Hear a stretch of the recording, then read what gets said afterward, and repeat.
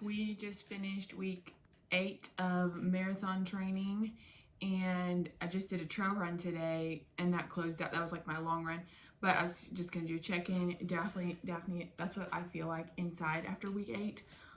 This week was also a deload week, so the 4th week was an easy week, and then the 8th week was an easy week, but it did not feel easy this time. So it's definitely, I can start to feel that it's, like my body is starting to build up because we're close to halfway through the training. Week 10 is halfway through the training.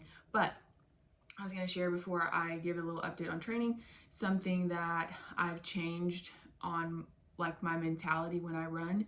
So something that I still will catch myself doing, and I'm recently changing, but used to, years ago when I would run, if it was like a really hard run or I had a long way to go, I would internally think like, oh my gosh, I can't do this. Like, this is so hard. I'm exhausted. Like, I'd let those thoughts go through my head. And that's something that I don't do now. So if I am doing a training or a run that is super difficult and I start to think like, oh my gosh, I still have 2 miles left, and oh my gosh, I can't do this, I just stop that and I say, in my head, I just go, I feel strong. I'm going to make these 2 miles. I'm going to hit this pace. Like, I just think what I want the outcome to be. And that's something that they've proven it helps your subconscious, but that is something that I use in my running in general that I didn't used to do, that I do think helps. Because if you are going to be having thoughts while you're running, and I do try to spend time with the Lord when I run, but if you are going to be thinking about your running, you might as well enjoy and have pleasant thoughts while you run, not like, oh my gosh, I can't keep this pace. So that is something that I feel like is helpful, and I know they say that it's helpful in sports in general to have think and dwell on the outcome that you want, not how you feel.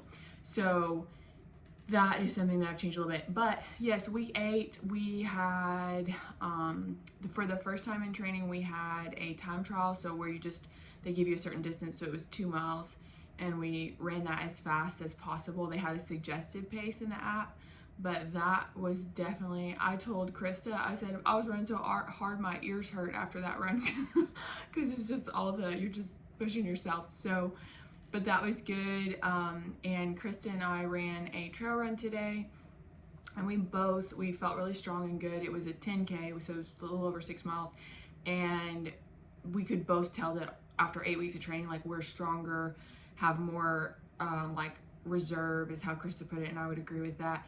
So that has been really good, and our training, I can feel that I'm stronger and that the training is paying off. And another aspect that I wanted to highlight, or that I've noticed about the training, is whether it's speed work, not so much distance yet. Right now I think this next week my long run is 10 miles, so my mileage is not super high for the long runs. But what I'm noticing is they will give you workouts that, and they even said this, sometimes it's training you mentally. It's a workout and it's a pace that's a little bit above what you can do, because you want to start to train your mind to go, even when I'm tired, I'm going to keep pushing and I'm going to keep going. So I've noticed that in the training more, is that the workouts are getting a little bit above. Like this week, some of my speed work, I couldn't keep my splits, like the paces that they were wanting, I couldn't quite keep them. But you still do the workout, but it's a little bit above what I was able to do. They're also starting to have you focus on fueling more and trying out different meals before some of your long runs, so that you can know what to eat race day. So that's another good aspect, is to start figuring out what you're going to eat for race day. And the other thing, there was one other thing, can't remember what it was, but so there was another last week where my long run, and I have never done this before. I trained for a marathon a long time ago, about 15 years ago, and did the full training, and didn't end up being able to do the run. But in that training, I never had a long run that also had keep these paces, or like a progressively faster pace. And I went to do my long run, it was 8 miles, and I look at my watch and it'll give you like a preview, and all of a sudden I saw the paces that it was wanting me to keep. And by the end of the 8 miles, it's like every 2 miles you got faster. By the end of the 8 miles, you were down to I think an 8:10 or something. Like, it was, for me, it was fast, and I was feeling it. So anyway, that is mainly what's going on with running and the racing, and just we're in that portion of training where it's starting to kind of build up. And then also on my time trial, I would say that I've been doing 2 days of strength training in the app, and I could tell in my time trial that that strength training was making me strong for when I was really pushing my limits in speed. So I don't feel the strength training that much whenever I'm working out, just doing a regular old run or like distance run. But when I'm trying to run fast and when I'm truly trying to push my body, that I could tell the strength training helped.